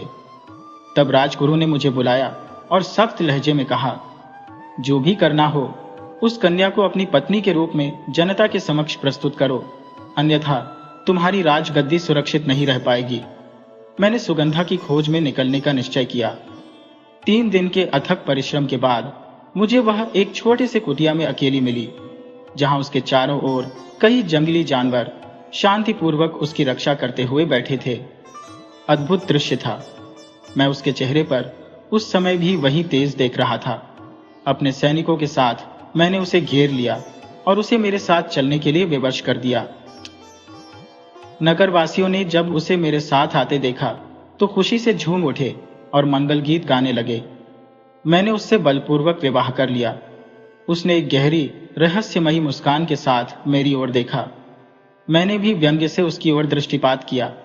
फिर उसका हाथ पकड़कर महल के झरोखे में प्रजा को दर्शन देने हेतु खड़ा हो गया। ऊपर लोग हर्षोल्लास से झूम रहे थे और सैनिक भी हमारे सम्मान में उत्सव मना रहे थे। सैनिक विभिन्न प्रकार से अपनी शक्तियों का प्रदर्शन कर रहे थे। उसी समय भालों से सुसज्जित सैनिकों का एक दल हमारे सम्मान में झुंड के रूप में आगे आया। मैं कुछ समझ पाता उससे पहले ही सुगंधा ने झरोखे से उन भालों की तरफ छलांग लगा दी जहां बालिकाएं सुरक्षित रूप से छिपी थी। उसके कूदते ही भालों के बीच फंसा उसका शरीर एक तीव्र चीख के साथ वातावरण में गूंज उठा। पिताजी उसे देख ही रहा था कि उसी क्षण उसके पिता वहां आ पहुंचे। उसकी बहन अब अंतिम सांसें गिन रही थी। पिता ने अपने कमंडल से जल उठाया और बोले, राजकुमार, मैंने अपनी पुत्री को हर गुण से संपन्न बनाया था। एक पुत्र से कहीं अधिक उसे स्नेह दिया, पर उसकी एक छोटी सी भूल पर भी उसका परित्याग करने में संकोच नहीं किया।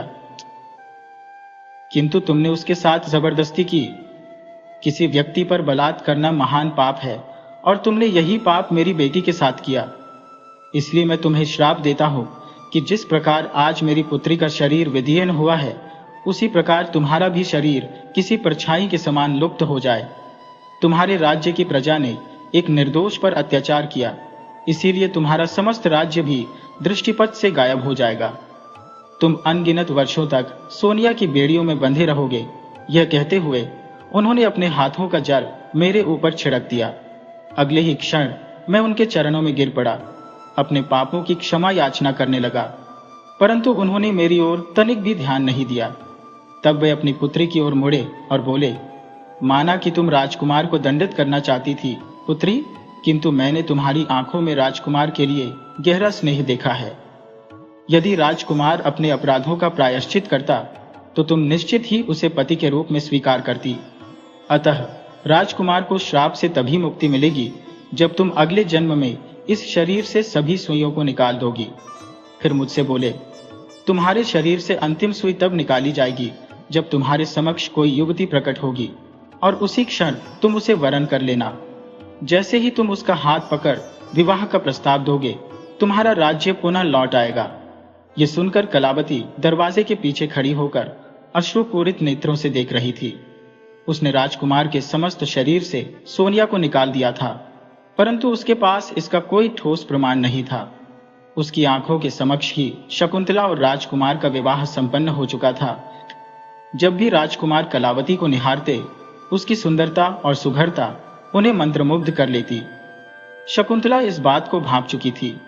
राजकुमार ने उसे कड़े शब्दों में यह निर्देश दिया था कि वह किसी भी प्रकार से कलावती को महल से बाहर नहीं निकाल सकती। इसलिए शकुंतला ने उसे महल में रखा, लेकिन प्रताड़ित करने का कोई अवसर नहीं छोड़ा।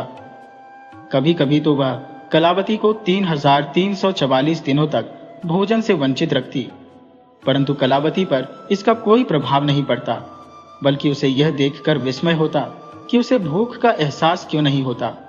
शकुंतला ने अपनी सभी दासियों को हटा दिया था और कलावती को दिन भर काम में उलझाए रखती। राजकुमार ये सब देखते रहे और धीरे धीरे उनके हृदय में कलावती के प्रति सहानुभूति उत्पन्न होने लगी थी। 2 माह बीत जाने पर राजकुमार ने एक दिन दोनों से कहा, मैं अब समस्त धरा पर देवों के दर्शन के लिए प्रस्थान करूंगा, क्योंकि गुरुदेव का कहना है कि मुझ पर जो शराब का हल्का प्रभाव है वह तभी समाप्त होगा जब मैं चारों धाम के देवताओं का दर्शन कर लूंगा। राजकुमार ने महल की सभी सेविकाओं और शकुंतला से पूछा, तुम लोगों के लिए कुछ लाने का मन है? सभी ने अपनी अपनी इच्छाएं बताई और कई वस्तुएं मंगवाई। उस समय कलावती चुपचाप एक कोने में खड़ी थी। राजकुमार उसके पास गए और पूछने लगे, तुमने अपनी कोई इच्छा नहीं बताई कलावती, क्या तुम्हें कुछ नहीं चाहिए? कलावती ने सिर झुकाकर उत्तर दिया, मुझे यहां सब कुछ मिल ही जाता है, मुझे वास्तव में कुछ नहीं चाहिए। लेकिन यदि आप मेरे लिए कुछ लाना चाहते हैं तो मेरे लिए एक सत्य बोलने वाली गुड़िया और एक गुड्डे का जोड़ा ले आइए। राजकुमार ने सहर्ष यह स्वीकार किया और यात्रा के लिए प्रस्थान कर गए। चारों धाम के इस धार्मिक और पवित्र अभियान में उन्होंने सर्वत्र आनंद की अनुभूति की। अपने समृद्ध राज्य के कारण जहां भी गए वहां खुले हृदय से दान पुण्य किया। कुछ माह बीतते बीतते उन्होंने सभी की इच्छाओं के अनुसार वस्तुएं एकत्रित कर ली थी। बस में सच बोलने वाली मिट्टी की गुड़िया का जोड़ा प्राप्त न होने पर राजकुमार के मुख्य सलाहकार ने उनसे निवेदन किया, महाराज, 2 माह बीत चुके हैं। हमें अधिक समय तक राजमहल से दूर नहीं रहना चाहिए। मुझे नहीं लगता कि ऐसी कोई गुड़िया वास्तव में अस्तित्व में है। कृपया अब लौट चलें।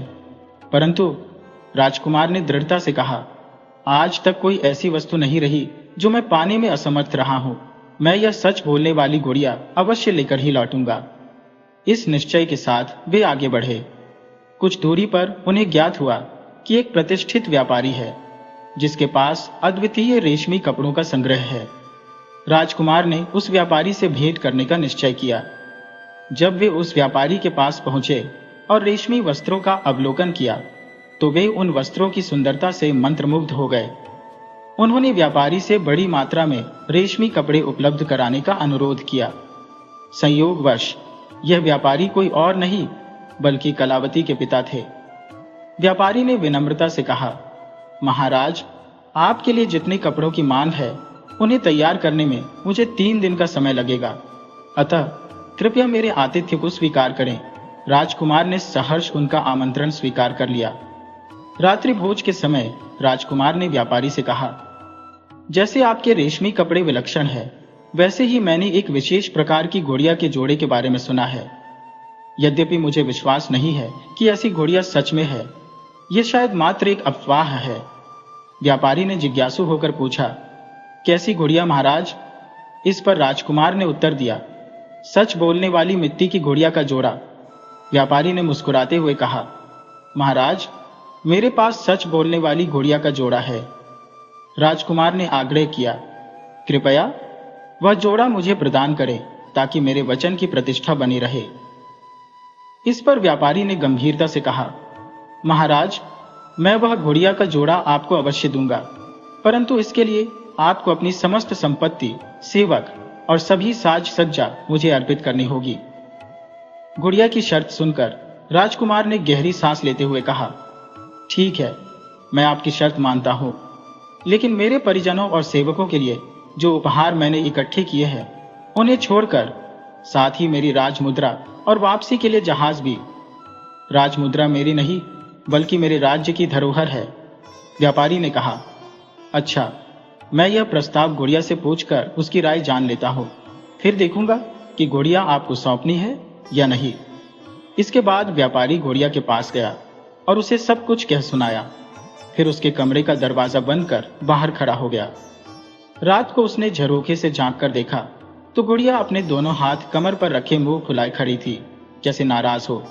गुड्डा उसे कह रहा था, चलने की तैयारी करो, यहां से अब हमारा रिश्ता टूट चुका है। गुड़िया ने तुनकते हुए कहा, मैं नहीं जा रही, यह राजा एकदम झूठा है, छल से भरा हुआ, मैं उसके साथ नहीं जाऊंगी। इस पर गुड्डे ने कहा, क्या कह रही हो? राजा ने अपनी सारी संपत्ति व्यापारी को सौंप दी है। उसने हमारे लिए भी सब कुछ न्यौछावर कर दिया है। उसने अपनी भाभी रानी का भी मान नहीं रखा, जो कि उसके लिए बहुत बड़ा त्याग है। गुड़िया ने हाथ हिलाते हुए कहा, कैसा राजा है जो किसी की आंखों में सच्चाई तक न देख सके? मैं नहीं जाने वाली। ऐसी शख्सियत के साथ तुम्हें जाना है तो तुम जाओ। गुड्डा नाराज होकर बोला, हाँ, मैं तो जाऊंगा, पर तुम जानती हो कि अगर हम अलग हो गए तो हमारी विशेषता, हमारा बोलना सब मिट्टी में मिल जाएगा। हम दोनों बस साधारण गुड्डे गुड़िया बनकर रह जाएंगे। गुड़िया ने गंभीरता से कहा, मिट जाते हैं तो मिट जाने दो, मैं फिर भी नहीं जाऊंगी इसके साथ। गुड्डा ने गुड़िया को समझाया, अरे भाग्यवान, मैं इसलिए तुझे चलने के लिए कह रहा हूं ताकि तुम वहां जाकर खुद सच देख सको, सही और गलत को पहचान सको। गुड़िया ने कहा, क्या ऐसा संभव है? अगर यह राजा सचमुच ईमानदार है तो मैं उसके साथ चलने के लिए तैयार हूं, क्योंकि हमें किसी सच्चे व्यक्ति के साथ ही अपना जीवन बिताना है। अगले दिन व्यापारी ने राजकुमार को घोड़ियों का जोड़ा भेंट कर दिया, साथ में काफी धन संपत्ति और कुछ सेवक भी दिए। महाराज ने कहा, मैं यह कैसे ले सकता हूं? यह सब तो मैंने आपको ही सौंप दिया था। व्यापारी ने कहा, यह धन और ये सेवक मेरे नहीं है, ये सब इस गुड्डे गुड़िया के हैं। मेरी बेटी का खिलौना यही था। एक दिन मेरी बेटी अचानक कहीं गायब हो गई और इसके अलावा मेरे पास कुछ भी नहीं बचा है, इसलिए मैंने जो कुछ अपनी बेटी के लिए संजोया था उसे आपके साथ भेज रहा हूं, क्योंकि अब मैं इन्हें ही अपनी संतान मानता हूं। राजकुमार ने पूछा, आपकी बेटी कहाँ चली गई? व्यापारी बताने के लिए प्रयास कर रहा था, लेकिन किसी अदृश्य शक्ति ने उसकी जुबान को जकड़ लिया। वह बस हिचकियां लेते हुए जोर से रोने लगा। तभी एक सेवक ने आकर बताया, महाराज, जहाज तैयार है। व्यापारी ने हाथ जोड़कर कहा, महाराज, मेरा आपसे निवेदन है कि कृपया शीघ्रता से यहां से प्रस्थान करें, ताकि मैं मान सकूं कि मेरी बेटी की अंतिम निशानी भी अब चली गई है। मुझे अपनी बेटी के बिना जीना सीखना ही होगा, क्योंकि मैंने अपने दिल पर पत्थर रखकर आपको यह घोड़ियों का जोड़ा सौंपा है। राजकुमार वहां से प्रस्थान कर अपने राज्य लौट आए। वहां पहुंचकर उन्होंने सभी को विभिन्न उपहार प्रदान किए। फिर उन्होंने कलावती को बोलने वाली घोड़ियों के साथ साथ रेशमी वस्त्र, आभूषण और कई सेवक भेंट किए। उन्होंने कहा, घोड़ियों के मालिक ने इनकी देखभाल के लिए हमें यह सब उपहार दिए हैं। शकुंतला यह सब देखकर जल भुन गई और महाराज से शिकायत की, आपने मुझे छोड़कर मेरी नौकरानी को इससे बेहतर उपहार क्यों दिए? महाराज ने उत्तर दिया, जब कलावती ने बोलने वाली घोड़ियों का जोड़ा मांगा था, तब तुम उसकी हंसी उड़ा रही थी और मुझसे वचन लिया था कि मैं अपनी यात्रा का समय पूरा करके ही वापस लौटूंगा। मैंने अपना वचन निभाया है। उन्होंने कहा, घोड़ियों की देखभाल का खर्च कौन उठाएगा? महाराज बोले, मैं खुद उसका खर्च उठाऊंगा। मैंने इसके मालिक से वादा किया है। उन्होंने इतना धन दिया है कि वर्षों तक इन सेवकों का खर्च चल सके। लेकिन कलावती मेरी सेविका है, मैं उसे इस चाकरी से मुक्त नहीं कर सकता। महाराज ने कहा, ठीक है, जैसे तुम चाहो। शकुंतला ने कलावती को परेशान करने की कवायद शुरू कर दी। वह उसे एक क्षण भी चैन से नहीं रहने देती थी और अक्सर महाराज से स्नेह का प्रदर्शन कर उसे जलाती रहती। कलावती का दर्द सुनने वाला कोई नहीं था। बस वही घोड़ियों की जोड़ी उसका एकमात्र सहारा थी। हर रात सोने से पहले कलावती अपनी घोड़ियों से बातें करती। देखो, वह बुदबुदाती, मेरे हाथों पर कितनी खरोंचे हैं, जिन्हें दिन भर की जद्दोजहद में उभरते उभरते हटाते हटाते सैकड़ों निशान बन चुके हैं। उसके हाथों में अब भी उन निशानों की गहराई थी। अगर महाराज ने थोड़ी भी फिक्र दिखाई होती तो वे उसी वक्त समझ जाते कि इस दर्द का कारण वही थे, लेकिन उन्होंने कुछ नहीं किया। उन्होंने केवल हम दोनों को महल में देखा था। उन्हें पहले परख करनी चाहिए थी, परंतु बिना सोचे समझे उन्होंने शकुंतला से विवाह कर लिया। इस बात पर कलावती रो रोकर बिखरने लगी। उसकी सिसकियों को सुन गुड्डा बोला, मत रो, यह समय तेरा इम्तिहान ले रहा है, देखना जल्द ही सब ठीक हो जाएगा। पर कलावती ने उसकी बात का प्रतिवाद करते हुए कहा, कब ठीक होगा सब? मेरी वजह से मेरे माता पिता निर्धनता में डूब गए। तुम लोग भी मुझसे जुदा हो गए। शायद मेरे माता पिता ने मुझे अपनी दरिद्रता में तुम्हें भी बेच डाला होगा। भगवान मेरे माता पिता की रक्षा करें, न जाने वे किस हाल में होंगे। वह अपने माता पिता को याद कर आंसुओं में डूब गई। यहाँ 2 वर्ष हो गए और अब 6 महीने और बीत चुके हैं। शकुंतला मेरी हर शांति छीन चुकी है। वह मेरे दिल पर मानो सुइयां चुभोती रहती है। काम का दर्द सह लेती हो, पर महाराज के प्रेम प्रदर्शन के बीच जब वह उसे जलाती है तब असह्य पीड़ा होती है। आखिर कब सब ठीक होगा? गुड्डा हमेशा की तरह वही जवाब देता, वक्त पर सब ठीक हो जाएगा। पर घोड़िया चुपचाप पड़ी रहती, मानो वह निर्जीव हो। महाराज की आंखों से शकुंतला की क्रूरता छिपी नहीं थी, लेकिन फिर भी शकुंतला का बोझ सहने के लिए वे विवश थे। एक दिन शकुंतला ने काम में गलती पर कलावती को थप्पड़ जड़ दिया। कलावती आहत मन से अपने कक्ष में भाग गई। दरवाजा बंद कर फूट फूट कर गुड्डे गुड़िया के सामने रोने लगी। उसने कहा, शकुंतला का मेरे प्रति व्यवहार मेरे लिए सहनशीलता की परीक्षा बन चुका है। आज उसने मुझे भोजन लाने को कहा और जब मैं थाली लेकर पहुंची तो महाराज उसके प्रेम में खोए हुए थे। यह दृश्य मेरे सहन के बाहर था। थाली मेरे हाथों से गिर गई। शकुंतला ने मुझे थप्पड़ रसीद कर दिया। वह शायद और भी मारती, लेकिन महाराज ने उसे रोक लिया। सच कहूं तो अब सहन शक्ति जवाब दे चुकी है। जीवन का हर उत्साह समाप्त हो चुका है। वह रोते रोते सो गई। गुड़िया भी तब चुप्पी साधे रहती और कलावती हर सुबह उसी से सवाल करती, कब सब ठीक होगा? इस घटना ने उन्हें भीतर तक झकझोर दिया। जैसे ही वे कलावती के कक्ष से बाहर निकले, मन व्यथित था। रात के सन्नाटे में महल के दूसरे हिस्से में टहलने लगे।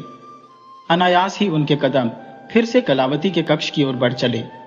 वहीं से एक धीमी फुसफुसाहट उनके कानों में पड़ी। वे जैसे ही अंदर झांके, उनके नेत्र विस्मय में ठहर गए। गुड्डा और गुड़िया आपस में बातचीत कर रहे थे। कलावती के कहने पर उन्होंने गुड्डा गुड़िया तो खरीद लिए थे, परंतु उन्हें यह यकीन न था कि निर्जीव प्रतिमाएं भी बात कर सकती हैं। गुड़िया अपने नन्हे हाथों को कमर पर रखकर गुड्डे से शिकायत कर रही थी, तुम्हें आखिर कब लगेगा कि सब ठीक हो जाएगा? मुझे सही सही जवाब चाहिए। कब? गुड्डा ने संयमित स्वर में कहा। मैंने कहा ना, समय निकट है, सब ठीक हो जाएगा। महाराज जल्द ही सही फैसला करेंगे। गुड़िया क्रोधित हो बोली, क्या कहा तुमने? महाराज न्याय करेंगे? तुमने तो यह भी कहा था कि वे अत्यंत विद्वान हैं, पर मुझे तो उनमें कोई समझ नजर नहीं आती। यदि उनमें थोड़ी भी समझ होती तो शकुंतला के दुष्ट इरादे भांप जाते और कलावती की सच्चाई पर गौर करते। उनके लिए न्याय का अर्थ बस नाम का रह गया है। गुड्डा सहमति में सिर हिलाते हुए बोला, तुम ठीक कह रही हो, लेकिन सोचो। शकुंतला ने छल पूर्वक महाराज के विश्वास को चकमा दिया। महाराज को वास्तविकता दिखी होती तो संभवतः वे सही न्याय कर पाते। गुड़िया पुनः तीखे स्वर में बोली, यदि वे सचमुच न्यायप्रिय होते तो कलावती के श्रम और उसके सत्य को समझते। महाराज को हकीकत परखनी चाहिए थी, पर सच कहूं तो सभी पुरुष एक जैसे होते हैं। अब अगर तू इस निर्दयी राजा का समर्थन करेगी तो मैं तुझे छोड़कर चली जाऊंगी, गुड़िया ने कठोरता से कहा। गुड्डा ने मुस्कुराते हुए जवाब दिया, मुझे छोड़ने की बात कह रही हो और यहां कलावती के पास आने को तड़प रही थी। क्या सच में तुम इसे छोड़कर जा पाओगी? ये कहते हुए गुड़िया धीरे से कलावती के पास चली गई। उसके बालों पर हाथ फेरते हुए सांत्वना दी, घबराओ मत मेरी बच्ची, सब कुछ ठीक हो जाएगा। नींद में ही कलावती ने उसका हाथ पकड़ लिया और उसके चेहरे पर हल्की मुस्कान उभर आई। अगले दिन महाराज ने दरबार में कलावती और शकुंतला को बुलाया। उन्होंने कलावती से अपनी हथेलियां दिखाने को कहा। सच में कलावती की उंगलियों पर कई सुइयों के चुभने के गहरे निशान थे। फिर उन्होंने शकुंतला से भी अपनी हथेली दिखाने को कहा, पर उसके हाथों पर ऐसा कोई निशान न था। महाराज ने कड़े स्वर में पूछा, सच बताओ, ये क्या मामला है? शकुंतला भयभीत हो गई और सारा सच उगल दिया। कलावती को उसका न्याय मिला और महाराज ने उसे अपनी महारानी घोषित कर दिया। शकुंतला को उसकी करतूतों की सजा देने का आदेश दिया गया था, लेकिन कलावती के कहने पर उसे माफ कर दिया गया। परंतु महाराज ने शकुंतला से सभी संबंध तोड़ दिए। कुछ दिनों बाद राज्यसभा में बैठी कलावती के समक्ष संदेश आया कि उसके माता पिता आकर उससे मिलना चाहते हैं। महारानी की आज्ञा मिलते ही जैसे ही वे कक्ष में प्रविष्ट हुए, कलावती अपनी सिंहासन से उतरकर दौड़ते हुए उनसे लिपट गई। पिताश्री, माताश्री। उन दोनों से मिलकर कलावती की आंखें खुशी से छलक उठी। सेठ जी ने बताया, हमने तुम्हें खोजने का बहुत प्रयास किया, पर तुम जैसे किसी जादुई महल में गुम हो गई थी। हमें लगा शायद हम फिर कभी तुमसे नहीं मिल पाएंगे। जब महाराज गुड़िया का जोड़ा लेकर चले गए, तब तुम्हारी माँ तो खाट पकड़कर बैठ गई। मैंने तय किया कि महाराज से मिलकर अपने संतान को फिर से पाने का निवेदन करूंगा। जहाज तैयार करवाने और यहां तक पहुंचने में हमें कुछ समय लग गया, पर अब देखो हम तुम्हारे पास हैं। राजा, रानी और सेठ सेठानी को उनकी खोई हुई बेटी फिर मिल चुकी थी। सभी एक दूसरे से मिलकर अभिभूत थे। राजा ने भी सेठ सेठानी को अपनी महारानी के संग महल में रहने का आग्रह किया। इस प्रकार राजा को अपनी प्रिय पत्नी मिली और सेठ सेठानी को उनकी संतान, जो अब उनके साथ थी।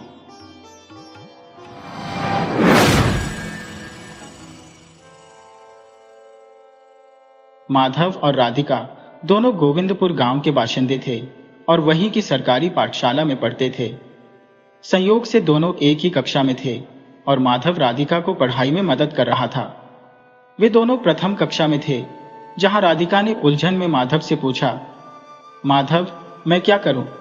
माधव ने हंसते हुए कहा, अरे राधिका, बस 2 का पहाड़ा इस तरह पढ़ कि वह 6 से आगे न बढ़े। राधिका ने पहाड़ा शुरू किया। 2 एकम 2, 2 दूनी 4। और 8 पर पहुंचते ही माधव ने उसे रोका। अरे, ये 8 क्यों पढ़ लिया? राधिका ने भोलेपन से जवाब दिया। तुमने ही तो कहा था कि 6 से आगे नहीं जाना। इस पर माधव ने मुस्कुराते हुए कहा, 6 पर रुकना था, फिर दाईं ओर 3 लिखना था और नीचे 6। अब 6 में से 6 गया तो क्या बचा? राधिका ने तुरंत कहा। 0। माधव ने उसकी प्रशंसा करते हुए कहा, शाबाश, ऐसे ही बाकी सवाल करने हैं, और अगर समझ ना आए तो मेरे घर आ जाना, मैं सारा गृह कार्य समझा दूंगा। दोनों घर की ओर चल दिए। राधिका उम्र में माधव से 1 साल बड़ी थी, परंतु माधव हमेशा खुद को बड़ा समझता था। गोविंदपुर की उस सरकारी पाठशाला में सभी विद्यार्थी जमीन पर बैठकर पढ़ते थे। यहाँ अंग्रेजी स्कूलों जैसी कुर्सियां और मेजें नहीं थी, बल्कि प्राकृतिक परिवेश में अनेक वृक्षों से घिरे हुए बच्चे पढ़ाई करते थे। इन वृक्षों के नाम और उनकी पत्तियों की पहचान करना बच्चों को अच्छी तरह आता था, और वे नाम देखकर ही पहचान लेते थे कि कौन सा पेड़ कौन सा है। शहरी बच्चे शायद ही आम के पेड़ को असलियत में देख पाते हो, क्योंकि उनके लिए आम का पेड़ किताबों में एक तस्वीर मात्र होता है। लेकिन राधिका और माधव के घर पास पास थे, और ये दोनों बचपन के अभिन्न साथी थे। माधव का जन्म ठाकुर परिवार में हुआ था, वहीं राधिका जाटव जाति से थी। माधव का रंग सांवला था, जबकि राधिका का रंग गोरा था। बचपन से ही दोनों का साथ कुछ ऐसा था कि उनके दोस्त बनने का एक विशेष क्षण बताना कठिन है, जैसे वे सदा से साथ थे।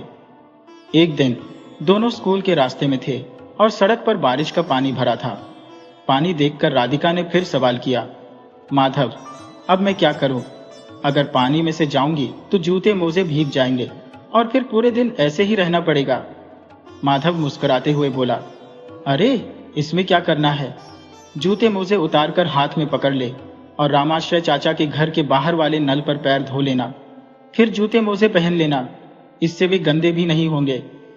राधिका ने वही किया और समस्या सुलझ गई। राधिका के लिए जैसे हर समस्या का समाधान माधव ही था। चोट लगने पर या किसी उलझन में उसकी जुबान पर एक ही सवाल होता, माधव, मैं क्या करूं? समय बीतता गया और राधिका बड़ी हो गई। अब घर के काम भी सीखने लगी थी। एक बार जब वह रोटी बना रही थी तो रोटी तवे पर जलकर चिपक गई। उसने अपनी आदत से मजबूर होकर फिर से कहा, माधव, अब मैं क्या करूं? तभी उसकी मां ने आंगन से ही उसे टोका, अरे, रोटी बनाना भी माधव से ही सीखेगी क्या? जल गई रोटी उतार कर गाय को दे दे और तवा खुरच कर दूसरी रोटी सेक ले। गांव में 8वीं कक्षा तक ही स्कूल था, इसलिए माधव पढ़ाई के लिए शहर चला गया, जहां वह अपने मामा के घर रहने लगा। राधिका की पढ़ाई 8वीं कक्षा के बाद समाप्त हो गई और अब उसे घर के कामकाज और परिवार की देखरेख की शिक्षा दी जा रही थी। जब कभी माधव छुट्टियों में गांव आता तो दोनों अपने खाली पल साथ बिताते। एक बार जब वो पेड़ से कूद रही थी तो उसकी हवाई चप्पल टूट गई। हाथ में टूटी चप्पल पकड़े राधिका ने फिर वही सवाल किया, माधव, अब मैं क्या करूं? वे दोनों माधव के मामा जी के आम के बाग में आम खाने आए थे, जहां उन्हें कभी किसी ने रोकने की जरूरत महसूस नहीं की थी। ठाकुर साहब के इकलौते भांजे होने के कारण माधव को बाग में पूरी आजादी थी। ठाकुर साहब, जो इस छोटे से आम के बाग और थोड़ी सी खेती के मालिक थे, ने अपनी जमीन को पट्टे पर दे रखा था। उनकी बहन और उनके बेटे माधव से उन्हें गहरा स्नेह था। उनकी अपनी 2 बेटियां थी, जो उम्र में माधव से बड़ी थी और उसे सगे भाई जैसा मानती थी। माधव के पिता के निधन के बाद वह अपने बड़े मामा के साथ रहने लगा था। छोटे मामा शहर में कामकाज करते थे और खेती से दूर थे, इसलिए अपनी जमीन भी उन्होंने किराए पर दे रखी थी। माधव ने राधिका की टूटी चप्पल को ध्यान से देखा और कहा, ठहर, इसे ठीक करता हूं। बिना चप्पल के पैरों में कांटे चुभ सकते थे, जो उन्हें घायल कर देते। माधव ने अपनी जेब से रुमाल निकाला, उसे चप्पल के तले में एक छेद में डाला और एक सिरा ऊपर बांध दिया, जबकि दूसरा सिरा तले के साथ कसकर गांठ दी। मुस्कुराते हुए बोला, लो, अब काम चलाओ चप्पल बन गई तुम्हारी। राधिका ने हंसते हुए कहा, वाह माधव, तू तो शहर जाकर बड़ा सयाना हो गया है। माधव मुस्कुराते हुए बोला, अरे चल झूठी, मैं तो हमेशा से ही समझदार था। तू ही है जो हर बात पर माधव मैं क्या करूं, कराग अलापति रहती है। ये सुनकर दोनों हंस पड़े। कुछ दिनों बाद माधव अपनी छुट्टियां बिताकर फिर से पढ़ाई के लिए शहर लौट गया। इस बार राधिका का विवाह नजदीकी गांव के एक संपन्न परिवार के सबसे बड़े बेटे के साथ तय कर दिया गया था। उसका नाम जीवन था, जो उम्र में राधिका से 10 साल बड़ा था और शहर में जूतों की दुकान का मालिक था। उसकी अच्छी आमदनी के चलते परिवार की जिम्मेदारी भी उसी के कंधों पर थी। उसके पिता का देहांत हो चुका था, बहन का विवाह हो गया था और 3 भाइयों में से 2 भाई उसकी मदद करते थे। सबसे छोटा भाई अपनी मां के साथ गांव में रहता था। जीवन ने अपनी बहन का विवाह बड़े दहेज के साथ किया था और उसकी मां यह बात राधिका के परिवार को बताना नहीं भूली जब वह राधिका को देखने आई। अगले वर्ष माधव जब गांव लौटा तो राधिका ने वही सवाल दोहराया, माधव तू ही बता, मैं क्या करूं? माधव ने जवाब दिया, अरे राधिका, तेरे माता पिता ने जो रिश्ता चुना है यकीनन वे तेरी भलाई ही चाहते होंगे। हमें अपने माता पिता पर भरोसा रखना चाहिए। तू उनकी बात मानकर शादी कर ले।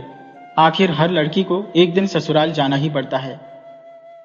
राधिका ने फिर मुस्कुराते हुए पूछा, अच्छा तो तू कब शादी करेगा? माधव ने संजीदगी से कहा, पहले तो मैं ग्रेजुएशन पूरी करूंगा, फिर सरकारी नौकरी पाने के लिए मेहनत करूंगा और जब कुछ कमा लूंगा तभी तो शादी के बारे में सोचूंगा। अभी तो स्नातक का दूसरा वर्ष ही है। मुझसे विवाह कर ले, मैं तेरे ससुराल आऊंगा तुझसे मिलने, और यदि विवाह में ना आ सका तो उस समय तेरे पास पहुंचूंगा, क्योंकि मेरी परीक्षा भी उसी समय होगी। राधिका ने सिर हिलाकर हामी भर ली और आंसुओं को छुपाने के लिए नजरें झुका ली। विवाह संपन्न होते ही राधिका अपने ससुराल पहुंच गई।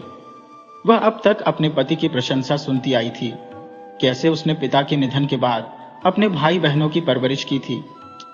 परंतु हर व्यक्ति में कुछ न कुछ कमी होती है और उसका असली चेहरा तभी सामने आता है जब हम उसके करीब जाते हैं। सुहागरात में ही उसके पति के मुख से उठती तीव्र दुर्गंध ने राधिका को साफ संकेत दिया कि उसका पति मदिरा पान का आदी था। जब वह हंसा तो उसके पीले गंदे दांतों ने पान मसाले की लत को भी उजागर कर दिया। माधव, जो सदैव सुगंधित इत्र लगाकर सलीके से संवरता था, जिसके हंसते ही उसके मोती जैसे दांत चमकते थे, उसकी छवि से यह सर्वथा विपरीत था। वही राम खेलावन के शरीर से हर वक्त शराब की दुर्गंध और पान मसाले से सड़े दांतों का नजारा राधिका के सामने एक भयावह भविष्य की तस्वीर खींच रहा था, जैसे अंधकार ने उसके जीवन को घेर लिया हो। अपनी प्यास बुझाकर वो मुंह फेर कर सो गया। अगले ही दिन से जब राधिका की मेहंदी का रंग भी फीका नहीं पड़ा था, उसकी सास ने उसे पूरे घर के काम में झोंक दिया। अपनी बीमारी और उम्र का बहाना देकर सास ने राधिका के कंधों पर घर का पूरा भार डाल दिया। राधिका बिना किसी शिकायत के एक मशीनी लय में काम करती रही, मानो उसके भीतर से जीवन का कोई अंश ही शेष न रहा हो। कोई भी कुछ कहता, वह बिना प्रतिवाद किए सिर्फ आदेश का पालन करती रहती थी। लेकिन ऐसी कठिनाई में भी माधव की याद उसके मन में अटूट थी। जब कभी उससे कोई चूक होती तो वो फुसफुसाकर कहती, माधव मैं क्या करूं? राधिका की सास ताना मारते हुए कहती, माधव को बुला ले ऊपर से, वही तुझे गुण सिखाएगा। तेरी माँ ने कुछ सिखाया है भी या नहीं? राधिका का पति कभी शहर में काम करता तो कभी गांव में आकर आराम फरमाता। नई नई शादी थी, इसलिए उसकी माँ भी उसे कुछ कहती नहीं थी। शहर की दुकान अधिकांशतः उसके दोनों छोटे भाई ही संभालते थे। माधव ने जैसा वादा किया था, समय मिलते ही वह राधिका से मिलने ससुराल आ पहुंचा। उसने राधिका की सास को आदरपूर्वक प्रणाम किया और अपना परिचय दिया। राधिका ने उसे देखा तो उसके मुरझाए चेहरे पर एक खुशियों की लहर दौड़ गई। वह उस समय 4 महीने की गर्भवती थी और खुश होकर उसके लिए चाय बनाने चली गई। इतने में ही उसका पति घर आ पहुंचा। बेटे को देखते ही राधिका की सास का स्वर बदल गया और ताने भरे लहजे में बेटे से कहने लगी, देख ले बेटा, तेरी इस लक्ष्मी सी पत्नी ने क्या हाल बना रखा है। दिन रात इस माधव को याद करती थी और मैं पगली यही समझती रही कि भगवान कृष्ण का नाम ले रही है। ये है उसका माधव, आज तो घर तक आ गया है, कल तेरी बीवी को लेकर चला जाएगा तो हैरानी कैसी होगी। ये सुनकर माधव स्तब्ध रह गया। उसने विनम्रता से कहा, माँ जी, आप क्या कह रही है?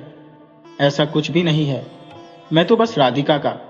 माधव ने अपनी मजबूरी का इजहार करते हुए कहा, मुझे अफसोस है कि शादी में नहीं आ सका, इसलिए उपहार देने आया हूँ। राधिका के चरित्र पर मैं शपथ लेकर कह सकता हूँ कि उसमें कोई खोट नहीं है, हमारे बीच कोई अनुचित संबंध नहीं है। तभी राधिका के पति ने गुस्से में कहा, तो तू ही है माधव, जिसका नाम ये दिन रात लिया करती है। अगर खुद की भलाई चाहता है तो यहां से निकल जा। कहते हुए उसने माधव के बालों को पकड़कर झटका दिया, जो नशे में था। माधव ने खुद को छुड़ाते हुए कहा, यदि मुझे पता होता कि मेरे आने से ऐसा बवाल होगा तो मैं कभी नहीं आता। कृपया मुझे माफ कर दीजिए। राधिका, जिसकी आंखें अश्रुओं से भर आई थी, बस इतना ही कह सकी, माधव, मैं क्या करूं? उसकी सास ने ताना मारते हुए कहा, हाय राम, अपने यार से पूछ रही है कि क्या करना चाहिए। अब गांव भर में हमारी क्या इज्जत रह जाएगी। गुस्से में पति ने कहा, अब ये माधव माधव पुकारना बंद कर और ये रोना धोना छोड़ दे। क्या तुझे इतनी समझ नहीं कि यही तेरा परिवार है, यही तेरा कर्तव्य है? राधिका ने धीमे से सिर हिलाते हुए हामी भर दी। माधव बिना कोई और बात कहे वहां से चला गया और राधिका ने तब तक उसे जाते देखा जब तक वो उसकी नजरों से ओझल नहीं हो गया। पति ने राधिका को अंदर खींचते हुए कहा, चल, तुझे सब समझाता हूं। माधव ने एक बार भी पीछे मुड़कर नहीं देखा, मानो वह पहले ही ओझल हो गया हो।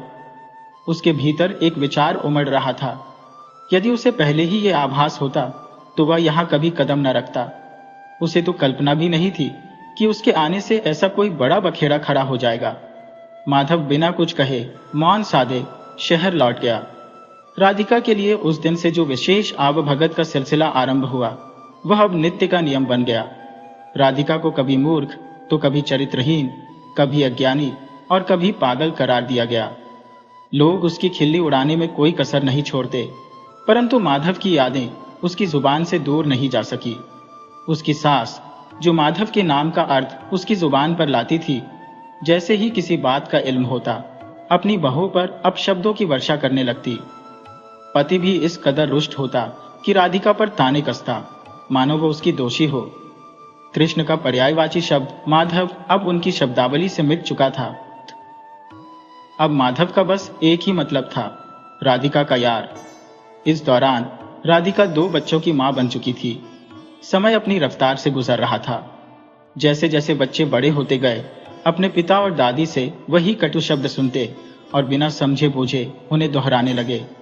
राधिका की दृष्टि में वह स्वयं एक निरीह प्राणी थी, जबकि दूसरों की निगाह में एक अदूरदर्शी स्त्री मात्र। उसके पति और ससुराल वाले उसे कभी समझ ही नहीं सके, मानो वह बोझ हो जिसे विवश होकर वहन करना पड़ रहा हो। अगर कोई और होता तो उसे कब का घर से बाहर कर देता। यह कहने से वे पीछे नहीं हटते। राधिका बिना कोई शिकवा किए अपने कर्तव्यों का पालन करती रही। बच्चों पर कभी हाथ ना उठाया और न कभी कठोरता दिखाई।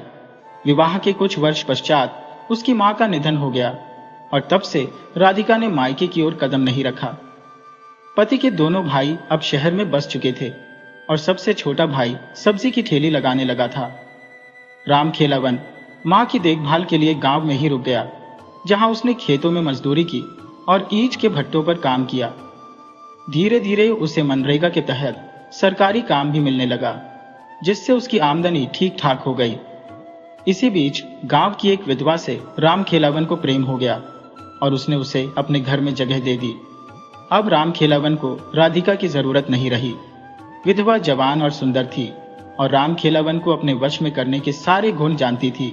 राधिका ने कभी विरोध नहीं किया, बस अपने दायित्व निभाती रही, मानो वह एक मशीन हो।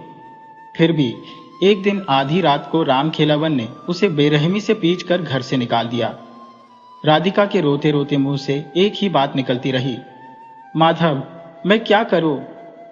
यह जुमला वो बार बार दोहराती रही, जिसने उसके जीवन को उलझन और संताप से भर दिया था।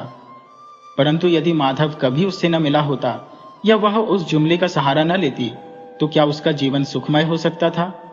क्या उस पर कोई दयालुता दिखाता? राधिका बेबस होकर गांव दर गांव भटकती रही। कभी किसी ने कुछ दे दिया तो खा लिया, अन्यथा पानी पीकर दिन काट दिए। पैरों की डालियां पकड़े वह बचपन की तरह झूमती, ठोकर खाती, गिरती, पर मुस्कुराती और कहती, माधव, मैं क्या करूं? यही उसका सहारा था और इसी के साथ वह एक फकीर की भांति जीवन को जीती रही। हमारे देश की जीवनदायिनी नदियां ऐसे फकीरों को मुफ्त में जल प्रदान करती ही हैं, और वही जल उसके अस्तित्व को साधे हुए था। गांव के नन्हे बच्चे कभी राधिका पर पत्थर उछालते, कभी उसका मजाक उड़ाते हुए उसके पीछे चलते। वहां उनके संग हंसती, उछलती कूदती, पर फिर अचानक उसका चेहरा उदासी में डूब जाता और वह अपना वही पुराना जुमला दोहराने लगती, माधव, मैं क्या करूं। महीनों की पैदल यात्रा के बाद वह एक छोटे से गांव महेवा में जा पहुंची, जो जमुना नदी के किनारे बसा था। गांव के डाकखाने में बड़े बाबू अपने कमरे में दिन भर का काम समेट रहे थे, जब बाहर की हलचल ने उनका ध्यान खींचा। उन्होंने अपने चपरासी हरिया से पूछा, बाहर क्या हो रहा है? हरिया ने कहा, बड़े बाबू, एक पगली न जाने कहां से आई है। बच्चे उसका मजाक उड़ा रहे हैं और उस पर पत्थर फेंक रहे हैं। बेचारी को एक पत्थर लग भी गया है। कुछ लोग बच्चों को डांटकर भगा रहे हैं। बड़े बाबू ने कहा, अच्छा, बच्चों की शरारत का कोई ठिकाना नहीं। उस औरत का नाम मालूम हुआ? हरिया बोला, नहीं बड़े बाबू, कोई नहीं जानता वह कौन है या कहां से आई है। बस बार बार यही कहती रहती है, माधव, मैं क्या करूं। इसीलिए सबने उसे माधव कहना शुरू कर दिया है। ये सुनते ही बड़े बाबू की हालत बिगड़ गई और वह कुर्सी पर ढह गए। हरिया घबराते हुए उनके पास दौड़ा और सहारा देकर उन्हें संभालने की कोशिश की। कुछ देर बाद बड़े बाबू ने अपने होश संभाले और तभी उन्हें खिड़की के बाहर से वही दुख भरी आवाज सुनाई दी, माधव, मैं क्या करूं। वह तेजी से बाहर की ओर भागे और जैसा उन्होंने सोचा था वही दृश्य उनके सामने था। चबूतरे के कोने पर सहमी हुई राधिका बैठी थी और बच्चे उस पर कंकड़ उछाल रहे थे। वह अपना वही जुमला दोहरा रही थी जो बचपन से उसके लबों पर ठहरा था। उसकी उम्र 40-42 के करीब होगी, मगर समय और हालात ने उसे ऐसा बना दिया था कि वह 60 की दिखाई पड़ रही थी। बच्चों को वहां से भगाकर बड़े बाबू, जिन्हें अब सब माधव कहने लगे थे, राधिका के पास पहुंचे। बड़े बाबू और कोई नहीं बल्कि स्वयं माधव ही थे। राधिका ने उसे तुरंत पहचान लिया और होन से सने चेहरे पर हल्की सी मुस्कान बिखर गई। बोली, माधव, मैं क्या करूं। बड़े बाबू यानी माधव ने भर्राई आवाज में कहा, राधिका, ये क्या हाल बना रखा है, चल मेरे साथ। हे भगवान, इस मासूम से ऐसी कौन सी गलती हुई थी जिसकी इतनी सख्त सजा दी गई। माधव खुद को कोसते हुए बुदबुदाया, गलती मेरी थी जो तुझे उस घर में भेजा। काश मैं न जाता तो शायद तेरे ससुराल वालों के मन में शक का बीज नहीं पनपता और तुझे ये दिन न देखना पड़ता। माधव ने रास्ते में उसकी मरहम पट्टी कराई और फिर राधिका को लेकर अपने घर पहुंचा। उसका घर गांव में डाकखाने के नजदीक ही था। माधव के भी 2 बेटे थे। बड़ा बेटा स्कूल में पढ़ता था और छोटा 8वीं कक्षा में था। जब माधव की पत्नी रमा देवी ने राधिका को देखा तो उसका चेहरा मुरझा गया। उसे यह बिल्कुल भी मंजूर नहीं था कि एक बेसहारा महिला को उसके पति अपने घर ले आए। उसे यह ख्याल भी खलने लगा कि इतनी सीमित आमदनी में वह घर का खर्च कैसे चलाएगी और इस नए बोझ को क्यों संभालेगी। रमा देवी को राधिका की माधव, मैं क्या करूं, की रट भी बेहद खटकती। धीरे धीरे रमा ने राधिका से घर के सारे काम करवाने शुरू कर दिए, मानो अब उसे एक बिन वेतन की नौकरानी मिल गई थी। राधिका भी बगैर किसी शिकायत के अपने सभी काम करती रही और जैसे ही माधव का चेहरा देखती उसकी आंखों में चमक आ जाती। माधव भी उसका हालचाल लेता और फिर अपने काम में मशगूल हो जाता। इसी बीच रमा देवी को अपने ससुराल के गांव से खबर मिली कि राधिका को उसके पति ने घर से इसलिए निकाला क्योंकि उन पर राधिका और माधव के बीच प्रेम संबंध का शक था। अब रमा का गुस्सा और भी भड़क उठा और वह अक्सर घर में इसी बात पर माधव से झगड़ने लगी। समाज में बदनामी का डर उसके दिलो दिमाग पर हावी हो गया और उसने गुस्से में अपनी चूड़ियां तोड़ दी, अपने ही चेहरे पर तमाचे जड़ दिए और चीखते हुए कहा, माधव, तुम्हारी इन हरकतों का मेरे बच्चों पर क्या असर पड़ेगा। माधव के बेटे भी स्कूल में इस हालत से परेशान थे। उनके दोस्त उनका मजाक उड़ाते हुए कहते कि उनका पिता एक चरित्रहीन आदमी है जो खुलेआम एक अजनबी औरत को अपने घर में रखे हुए है। इस ताने ने माधव के बेटों के दिलों में भी कटुता भर दी थी। एक दिन रमा ने क्रोध में आकर राधिका का हाथ चटका और उसे घर से बाहर धकेलते हुए चीख उठी। राधिका ने बेबसी में माधव की ओर देखा और वही दर्द भरा वाक्य दोहराया, माधव मैं क्या करूं? रमा ने कटुता से उत्तर दिया, करना क्या है? कहीं जाकर डूब मर। और सुनो, इसे कहीं दूर छोड़कर आओ, नहीं तो मैं अपने बच्चों के साथ मायके चली जाऊंगी। तब इसे संभालना और देखना कि तुम्हारी चिता को आग देने वाला भी कोई ना होगा। मरने के बाद भी तुम्हें मुक्ति नहीं मिलेगी। मेरा श्राप तुम्हारा पीछा करेगा। देवता भी पतिव्रता नारी के श्राप से नहीं बच सकते। तुम तो इंसान ठहरे। बच्चों ने भी अपनी मां की बात का समर्थन किया। माधव परिवार की परवाह और समाज की लज्जा में बंधा चुपचाप सब सुनता रहा। आखिरकार वह राधिका को लेकर गांव से बाहर वाली पत्थरीली राह पर चल पड़ा। राधिका के चेहरे पर उदासी का साया था और माधव ने उसे निराशा में कहा, राधिका मुझे माफ कर दे। मैं अपने परिवार के खिलाफ जाकर तुझे अपने साथ नहीं रख सकता। तुझे यहां से जाना होगा। राधिका ने उसकी आंखों में झांकते हुए रुंधे स्वर में कहा, ठीक है मैं चली जाती हूं, लेकिन उसने फिर वही बात दोहराई, माधव मैं क्या करूं? इस पर माधव झल्ला उठा और बोला, जाकर इस नदी में डूब मर। पगली कहीं की, मूर्खता ही तेरे जीवन का हिस्सा रही है। काश मेरे नाम की रट लगाने के बजाय तू अपने पति का नाम लिया करती तो तेरा उद्धार हो गया होता। अब यहां से भाग जा। गुस्से में भरा माधव तेजी से मुड़कर वापस गांव लौट गया। अगले दिन गांव वालों ने राधिका की लाश नदी में तैरती पाई। जब माधव को इस घटना का समाचार मिला तो उसके दिलो दिमाग पर मानो वज्रपात हुआ। उसे यह सोचकर खुद पर पश्चाताप होने लगा कि उस भोली मासूम राधिका की गलती आखिर थी ही क्या। एक निर्मल गाय सी सीधी सादी थी वह। कितनी पवित्र, कितनी शांत और मृदु हृदय वाली थी वह। फिर क्यों माधव का नाम लेने का उसे ऐसा कठिन दंड मिला? क्या वह नाम केवल माधव का था? क्या कृष्ण का नाम भी माधव नहीं था? फिर मीरा जो कृष्ण भक्ति में विलीन थी, उसे तो उसके ससुराल ने कभी दुत्कारा नहीं। यहां एक पल का प्रेम करने वाली राधिका के चरित्र पर उसके ससुराल वालों ने विष भरे लांछन मढ़ दिए। हाड़ मांस की बनी एक साधारण नारी राधिका, जिसने माधव से प्रेम की धारा बहाई थी, भला कैसे इस कठोर समाज की नजरों से बच पाती? माधव कभी यह नहीं समझ पाया कि उसने उसे प्रेम किया भी था या नहीं, और अगर किया तो वह प्रेम निष्कलंक ही था। राधिका उसके लिए मित्र समान थी, बहन जैसी प्यारी थी और बेटी के समकक्ष आदरणीय थी। जब भी राधिका ने उसे सहायता के लिए पुकारा, माधव ने उसे बड़ा समझते हुए उसकी हर समस्या का हल तुरंत खोज दिया। उसे राधिका का सान्निध्य भाता था, परंतु उसकी ओर उसने कभी दुर्भावना से नहीं देखा। फिर भी यह समाज जो हर दिल की परतों में झांकने का दावा करता है, कैसे उसके मन की निस्वार्थ भावनाओं को दूषित समझ बैठा? क्या वे सचमुच किसी के हृदय में झांकने की क्षमता रखते हैं, जो उन्होंने ऐसा गलत अर्थ लगा लिया? माधव को आत्मग्लानि से मन जलने लगा। अपनों की अवहेलना से बचने की चाह में वह राधिका की अंतिम यात्रा में भी सम्मिलित नहीं हुआ। उसकी देह रीति रिवाजों संग अग्नि को समर्पित कर दी गई।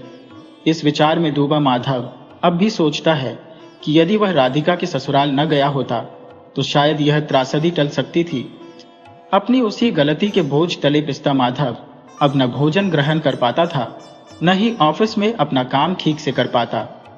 उसकी उदासी और लाचारी के कारण अधिकारी उससे रुष्ट रहने लगे और कुछ जलन रखने वालों ने उसकी शिकायतें उच्चाधिकारियों तक पहुंचाई। अंततः उसे नौकरी से निलंबित कर दिया गया। माधव की पत्नी ने ताने देकर उसके दिल पर वार किया। कहने लगी, क्यों नहीं तुम अपनी प्रेमिका के साथ कहीं डूब कर मर जाते? कम से कम इससे सरकार तुम्हारी नौकरी मेरे बेटे को दे देगी और मेरे बुढ़ापे का सहारा हो जाएगा।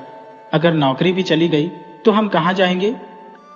जिस दिन माधव को दोबारा नौकरी मिली, उसके 2 दिन बाद ही उसकी लाश उसी नदी में तैरती मिली। वह अपने अपराध बोध के बोझ तले घुटता रहा और अंततः अपने पुत्र के लिए नौकरी की स्थिरता सुनिश्चित कर खुद को इस दुनिया से मुक्त कर गया। शायद वह अब उस जगत में जा पहुंचा जहां बेबी राधिका के साथ कोई उनके रिश्ते पर सवाल उठाने वाला नहीं होगा। वहां माधव अब राधिका का हमेशा के लिए ख्याल रख सकता था।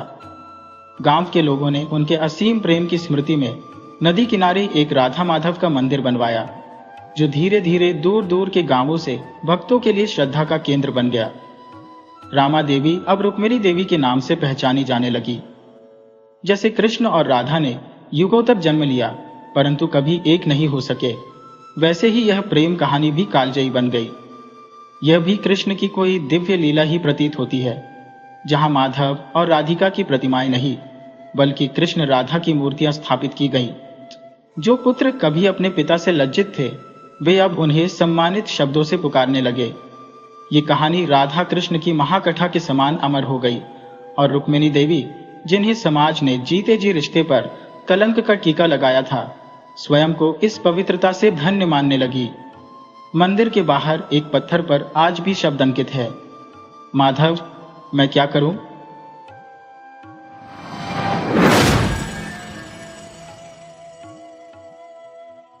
वीडियो अच्छी लगे हो तो इसे लाइक करें और ऐसी ही मज़ेदार कहानियों के लिए चैनल को सब्सक्राइब करें और बेल आइकन दबाएं।